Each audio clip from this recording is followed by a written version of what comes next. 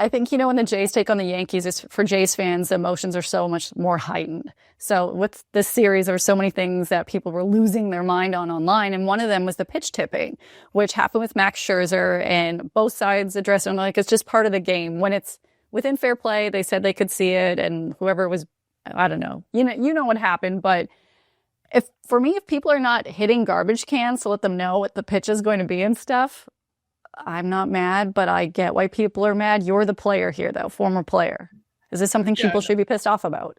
No, it's totally, it's been happening since baseball started. I mean, it's, the Astros did it, just incredible what they did to give themselves an advantage like no other person has ever had in the history of sports. Like, the advantage they gained over those, however long they did that, was kind of unparalleled. And the fact that they just got a slap on the wrist is another topic, another conversation. But yeah, so like I used to do it. Like, it was easier for me when there were signs given, because I could pick up the cadence when there was a runner on second. Catcher would give multiple signs, and a lot of times it was like either the first sign or the second sign or last sign, or there were certain things. It'd be like chase the changeup, so whatever it was, I usually could figure it out over the course of a game.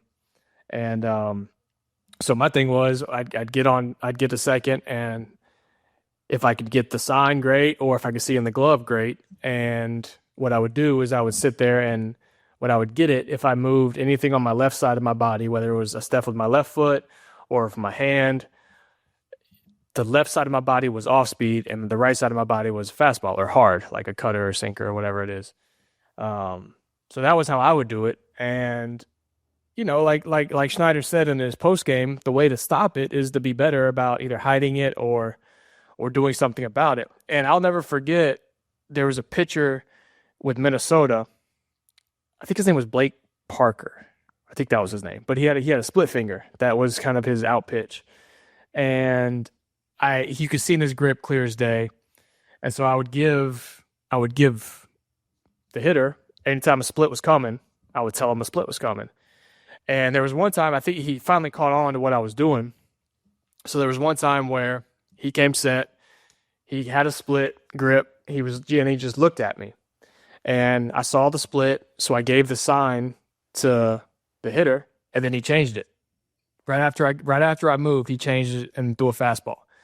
And after that, I was like, wow, that was really smart. Now I can't do it because he's going to change the grip whenever I don't know what he's going to throw now. So, just stuff like that to get the guy second off of your pitches is a way to combat it.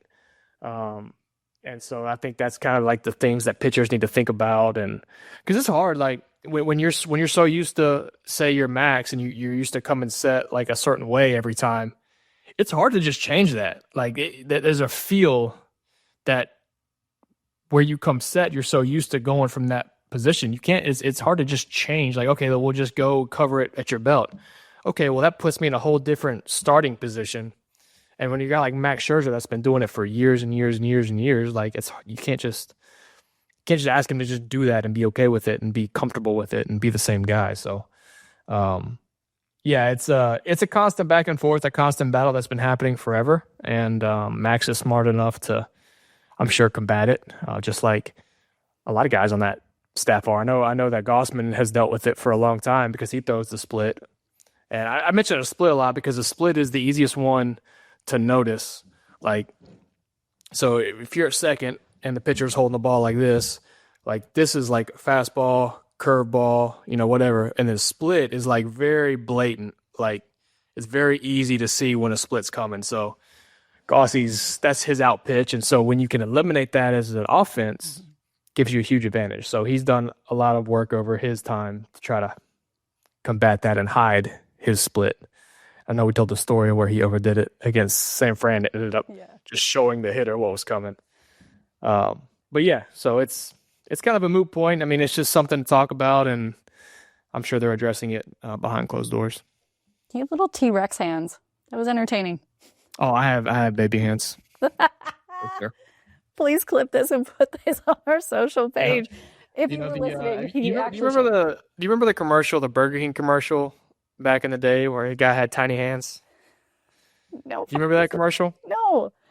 He felt God, what was like a Whopper, and he felt self-conscious because he was holding the Whopper with these tiny hands. Anyway, that was what in college they picked on me about that, and they referenced me to the Burger King tiny hand guy. So